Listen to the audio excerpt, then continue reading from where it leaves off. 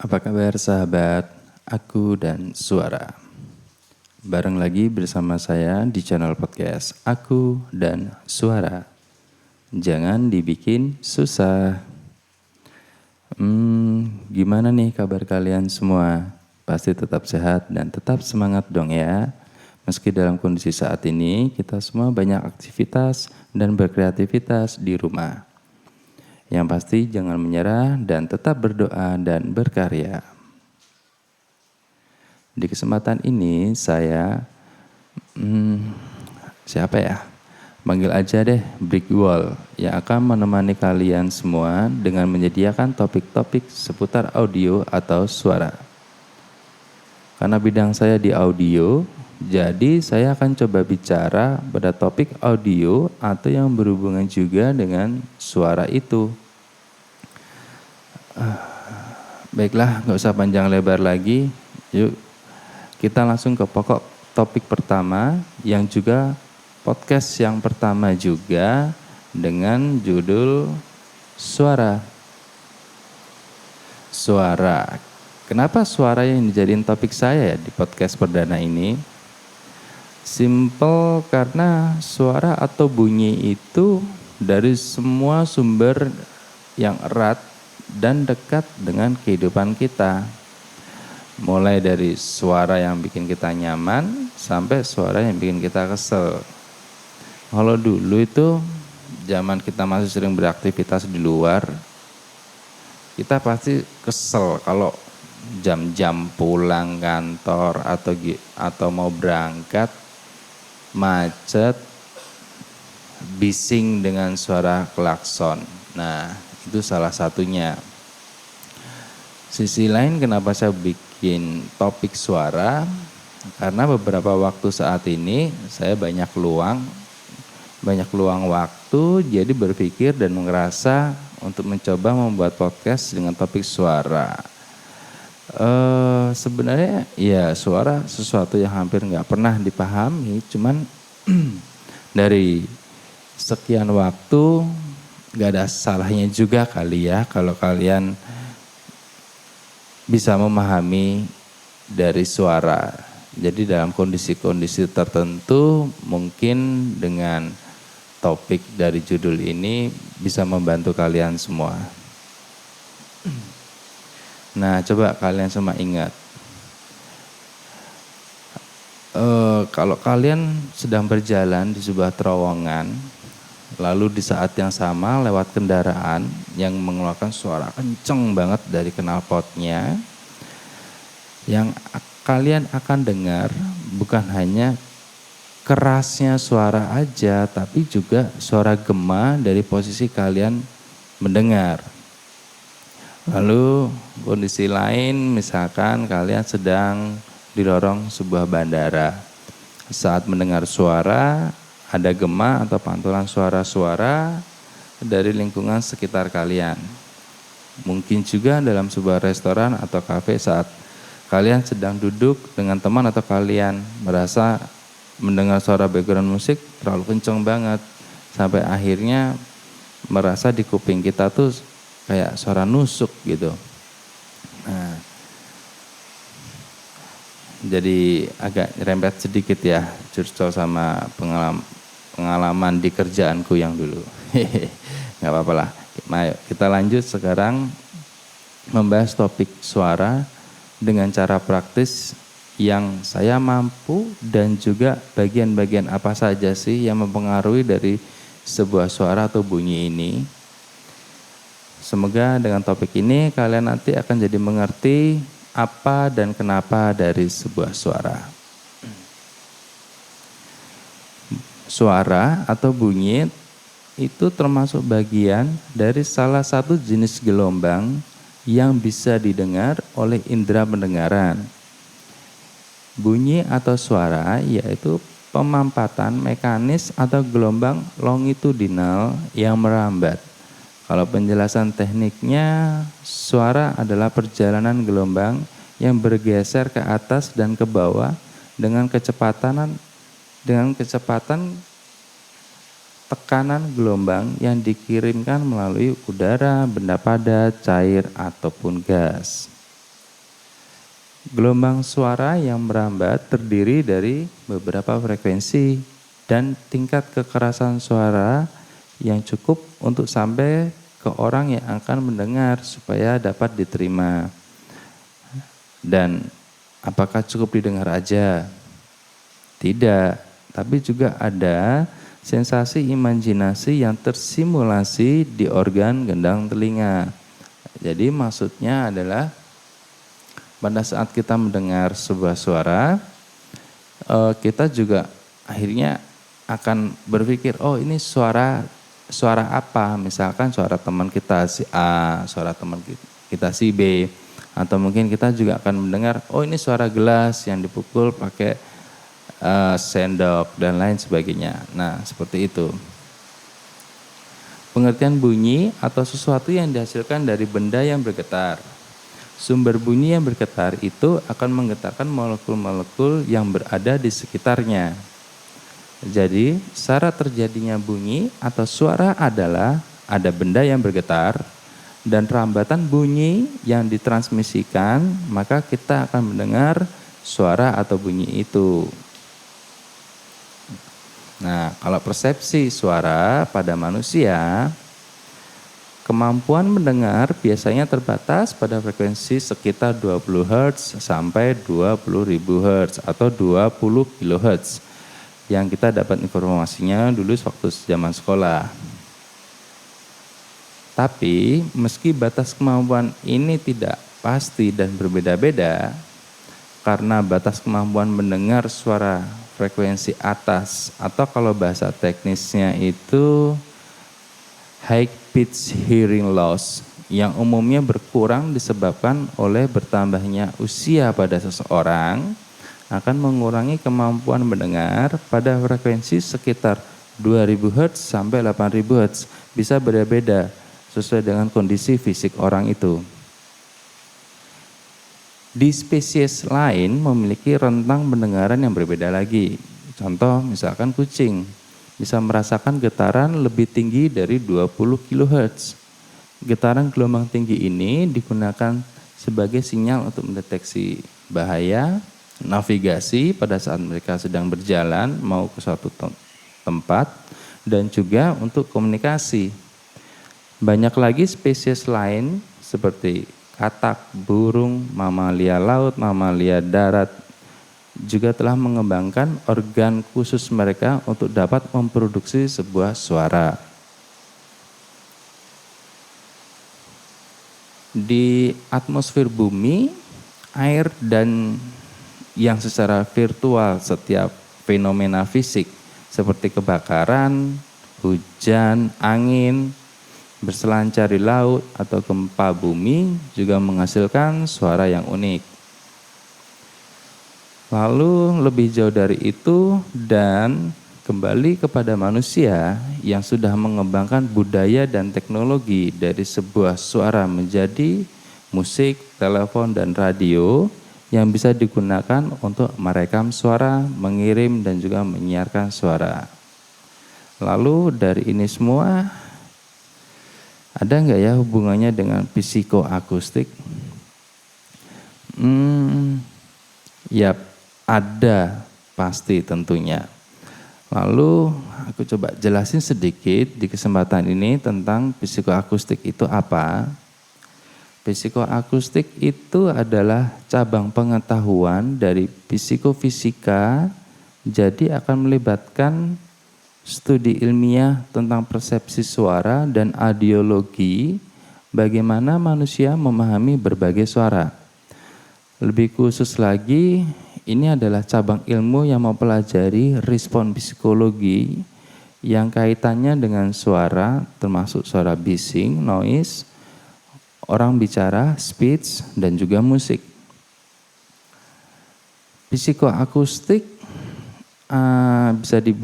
bisa dibilang bidang interdisipliner dari banyak bidang termasuk psikologi, seperti yang tadi sudah aku sebutin, lalu akustik, teknik elektronik, fisika, biologi, fisiologi, dan ilmu komputer. Nanti aku coba siapkan tersendiri untuk episode psikoakustik karena pembahasannya panjang dan berat, tapi coba saya nanti akan buatkan yang lebih praktis supaya kalian semua paham tentang psikoakustik.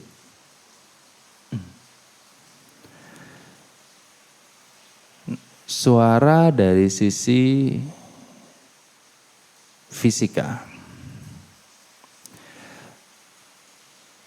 Getaran mekanis yang dapat diartikan sebagai suara dapat ditransmisikan melalui ke semua bentuk materi seperti udara, gas, cairan, dan benda padat sebagai gelombang longitudinal dan juga sebagai gelombang transversal.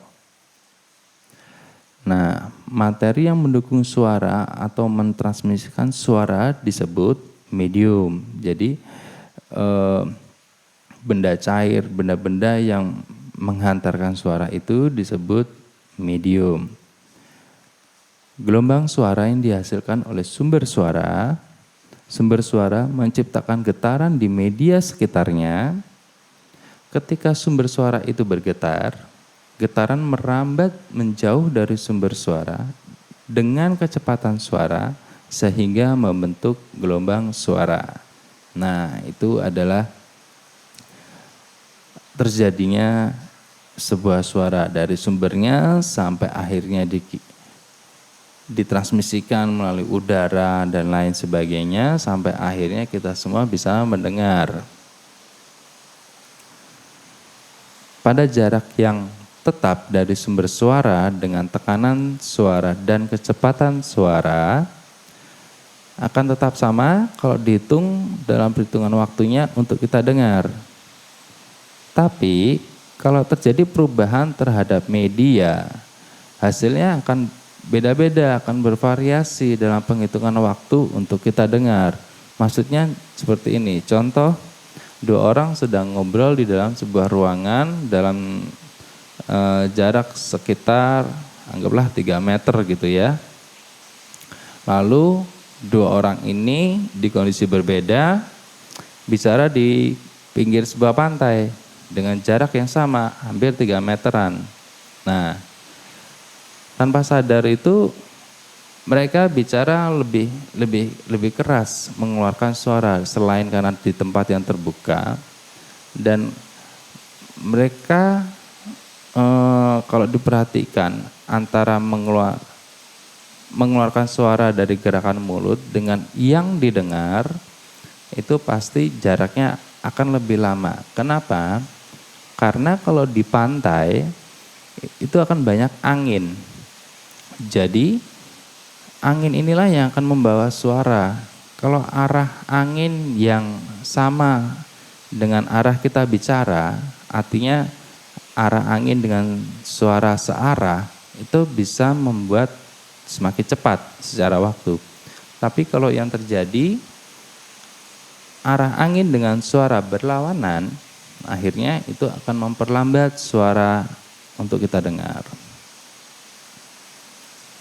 Jadi secara intuitif jelas untuk zat padat dan hal yang sama berlaku untuk cairan dan gas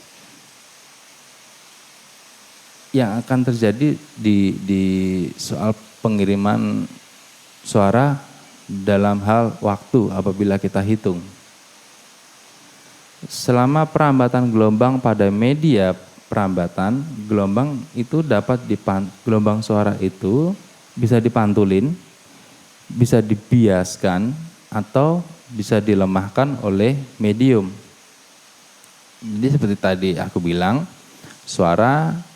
ada suara, kita sedang bicara di pantai gitu, ada angin, nah itu suara bisa dibawa oleh angin, bisa juga dalam suatu ruangan kita bicara, suara bisa dipantul-pantulkan, akhirnya bisa kedengaran seperti suara flanger, gema, dan lain sebagainya.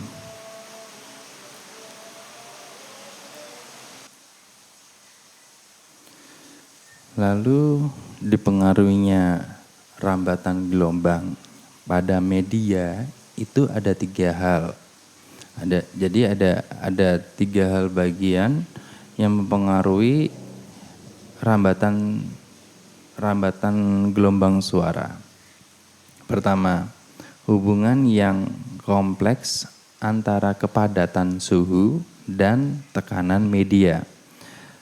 Hubungan ini mempengaruhi dan menentukan kecepatan suara. Kedua, jika medium bergerak, gerak ini dapat menambah atau mengurangi kecepatan absolut gelombang suara tergantung pada arah gerakan dari medianya. Sebagai contoh, suara yang ditransmisikan melalui angin akan memiliki kecepatan rambat yang akan ditambah kalau kecepatan angin dan suara itu bergerak arah yang sama. Tapi sebaliknya, jika suara dan angin bergerak saling berlawanan arah, otomatis kecepatan gelombang suara akan berkurang dan kecepatan akan berkurang karena kecepatan anginnya. Jadi kayak ketahan gitu. Ketiga, ini jarang dialami kita terutama di darat ya. Tetapi ini juga terjadi di alam yang lain, artinya di laut. Viskositas, jadi campuran cairan dengan cairan yang kental. Contoh, tapi dalam takaran yang medium ya. Kekentalan medium yang menentukan tingkatan suara dapat dilemahkan. Contoh, seperti ikan yang berada di air dan airnya tercampur oleh cairan kental seperti minyak gitu ya. Nah, dulu itu pernah ada kejadian di perairan Karawang kalau nggak salah sekitar bulan Juni tahun 2019. Jadi di perairan Karawang itu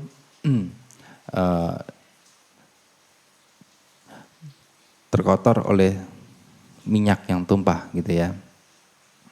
Nah, apa yang terjadi? Ikan-ikan yang ada di perairan itu, ya selain menjauh dari minyak, sebagian dari ikan itu akhirnya juga terpisah menjadi beberapa kelompok dari spesies ikan-ikan itu dari teman-temannya. Nah, beberapa ikan lagi yang masih terjebak di dekat minyak, selain mereka susah bergerak, mereka juga susah komunikasi dengan gelombang suara yang dihasilkan dari organ tubuh mereka, karena tingkat kekentalan minyak yang sudah di dalam air itu sangat mengganggu transmisi suara untuk bisa sampai kepada yang akan didengar. Tapi sebaliknya, untuk ikan-ikan yang sudah keluar dari kubangan minyak di dalam air, mereka bisa bebas bergerak, menyelamatkan diri, sedangkan ikan yang masih di dalam terjebak oleh minyak itu nggak bisa apa-apa. Mereka komunikasi dengan cara mereka pun juga udah susah.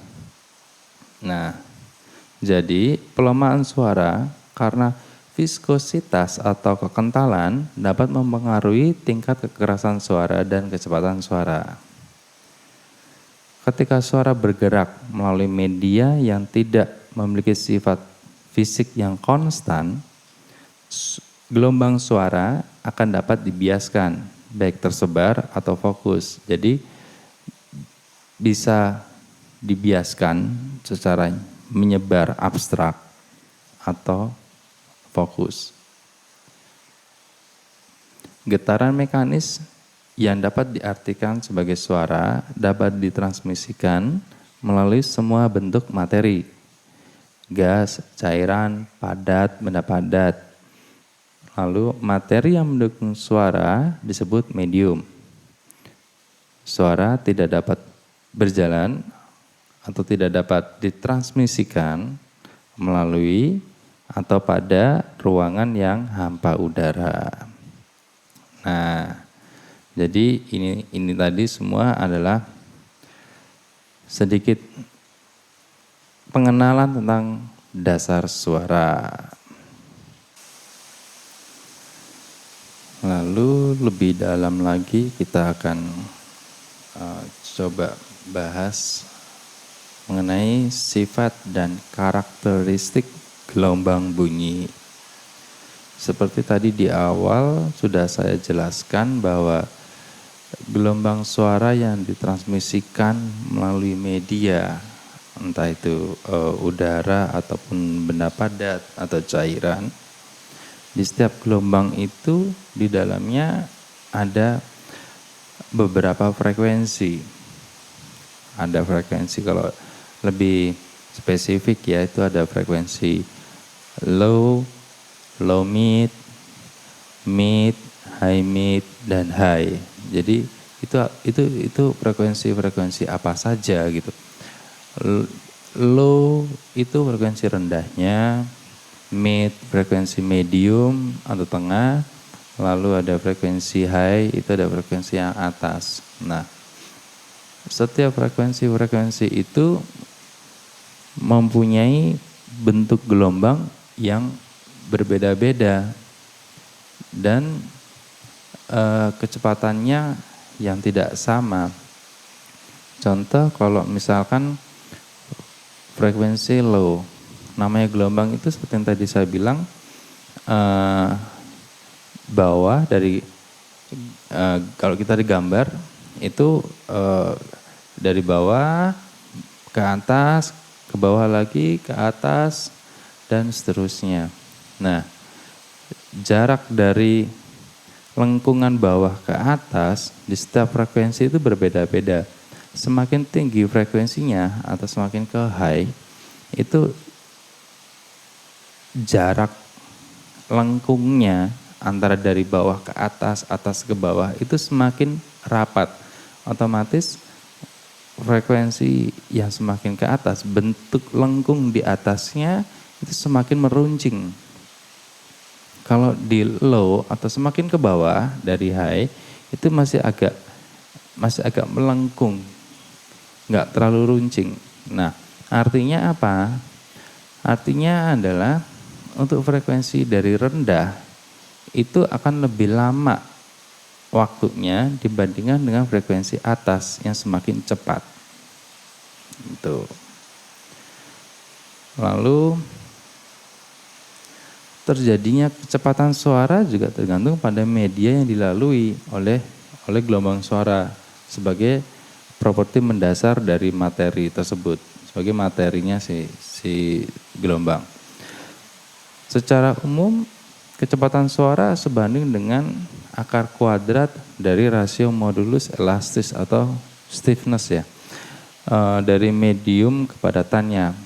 Sifat-sifat fisik materi dan kecepatan perubahan suara dari kondisi sekitar. Misalkan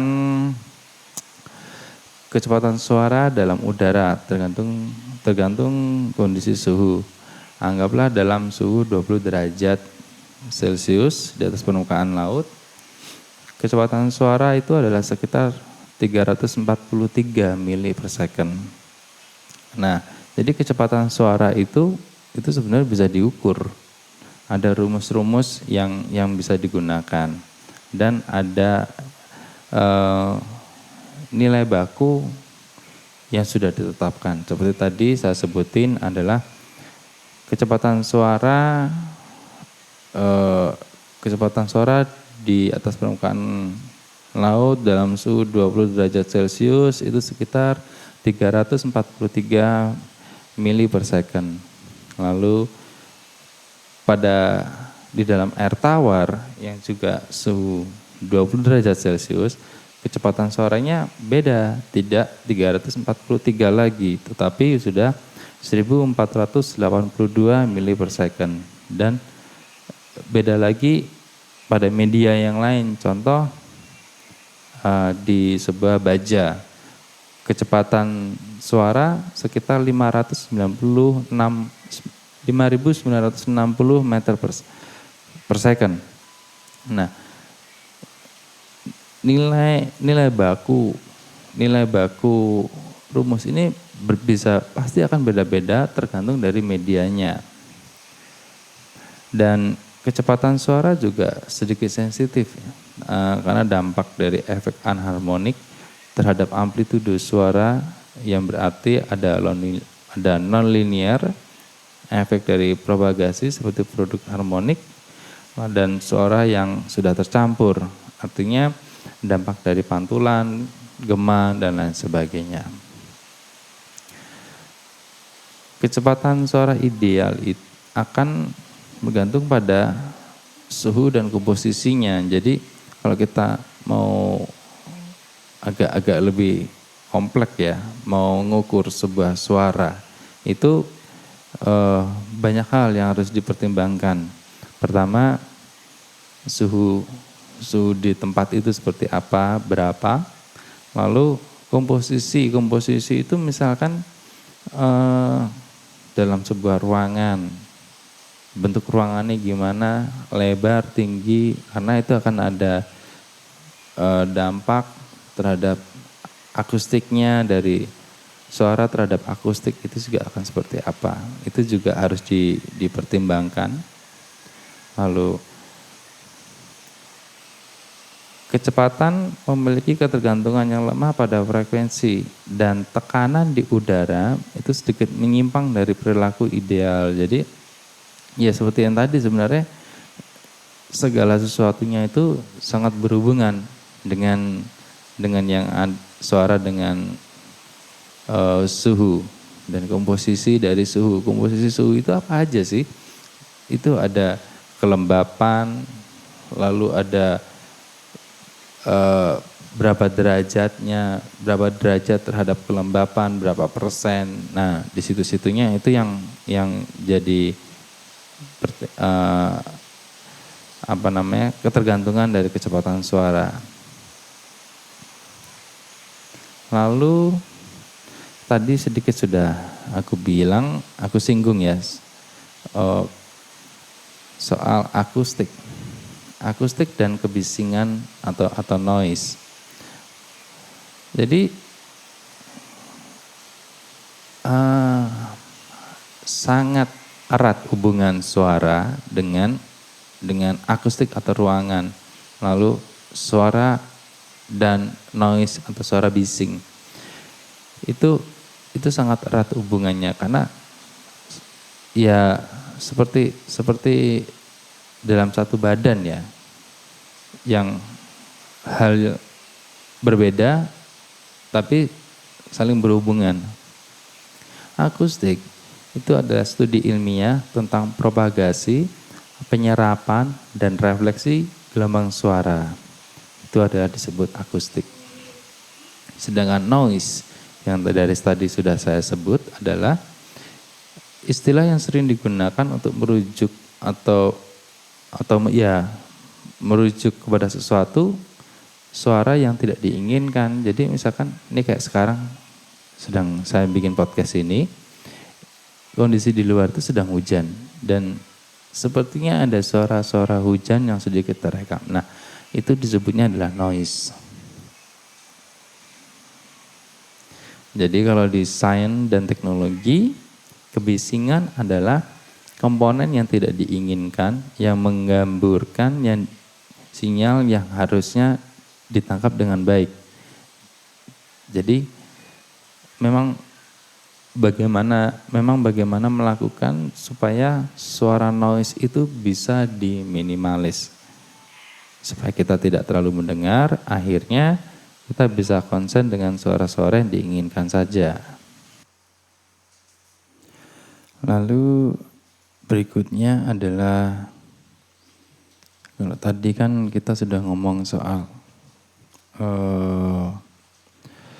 akustik, lalu kita sudah ngomongin dengan kecepatan, lalu sifat dan karakteristik gelombang bunyi. Nah, di awal tadi saya tadi juga udah menyinggungkan soal kekerasan suara atau tingkat tekanan suara ya. Jadi pada saat gelombang suara ditransmisikan itu tidak hanya kecepatan saja, tetapi juga ada tingkat kekerasan suara yang dibawa. Lalu kenapa dengan tingkat kekerasan suara itu juga menjadi satu bagian terpenting dalam suara, karena telinga manusia itu dapat mendeteksi suara dengan kisaran amplitudo yang sangat luas.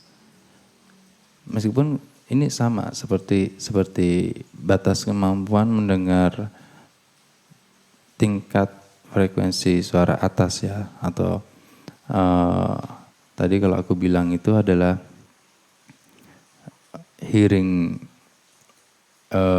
high pitch hearing loss.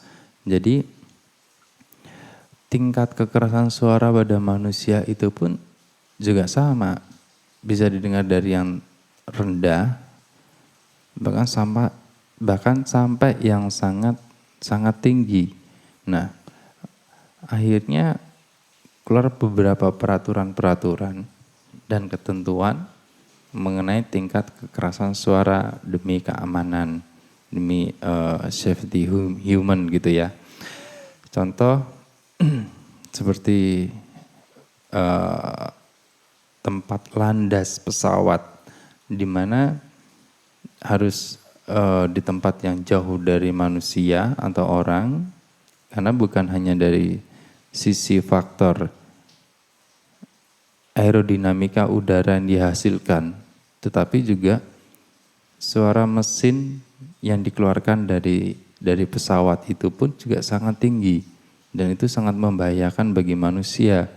Mungkin secara spontan kita tidak bisa merasakan seberapa bahayanya suara dari mesin pesawat pada saat sedang akan landas ke udara ya, atau akan terbang dari darat, akan terbang.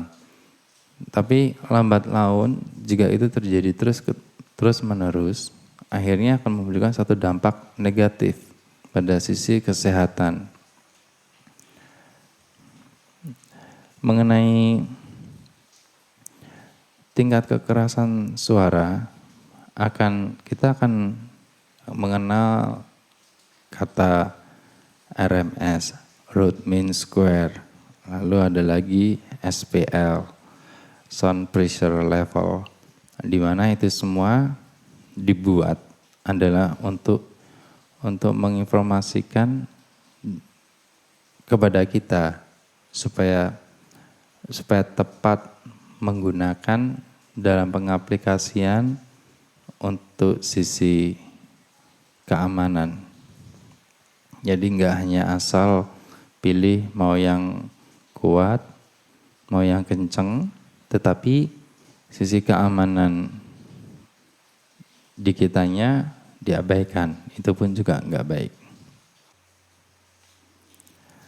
Lalu parameter-parameter apa aja yang ada di dalam tata suara atau dalam bunyi, itu ada namanya satu sound pressure, particle velocity, particle displacement, sound intensity, sound power, sound energy density, sound exposure, acoustic impedance, audio frequency, transmission loss. Nah, itu adalah beberapa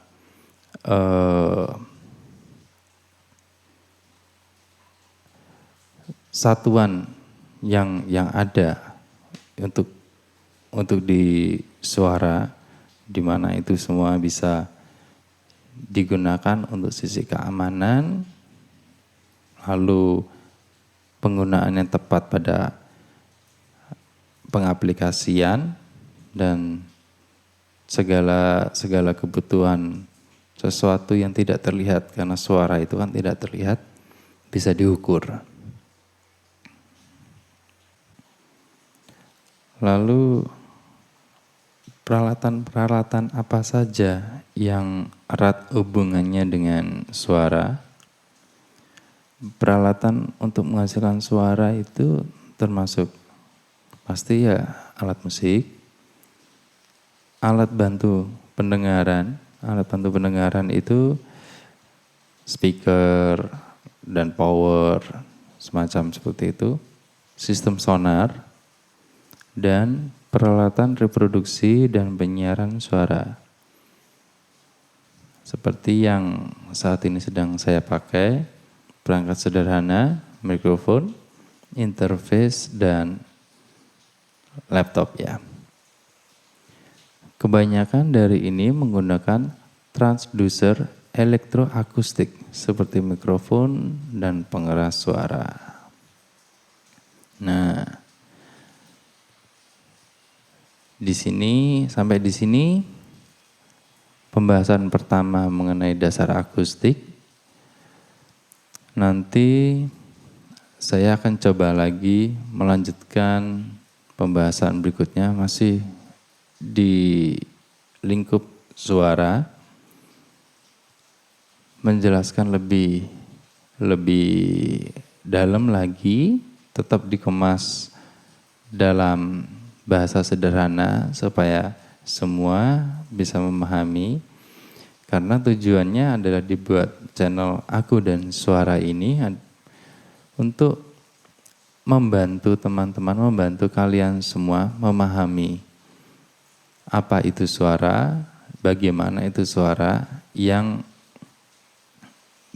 banyak hal yang dialami ya dalam kehidupan, dan beberapa aspek lainnya.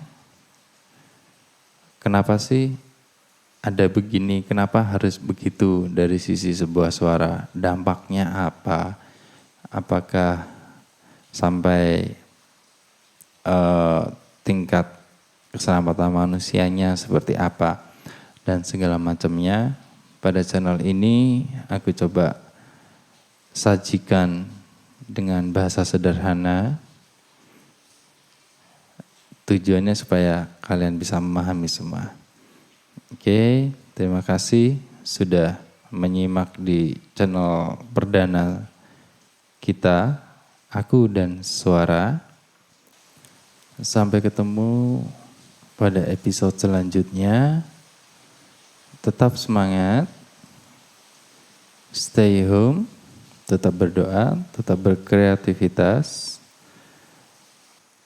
Selamat menjalankan ibadah puasa dan see you on next episode. Bye-bye.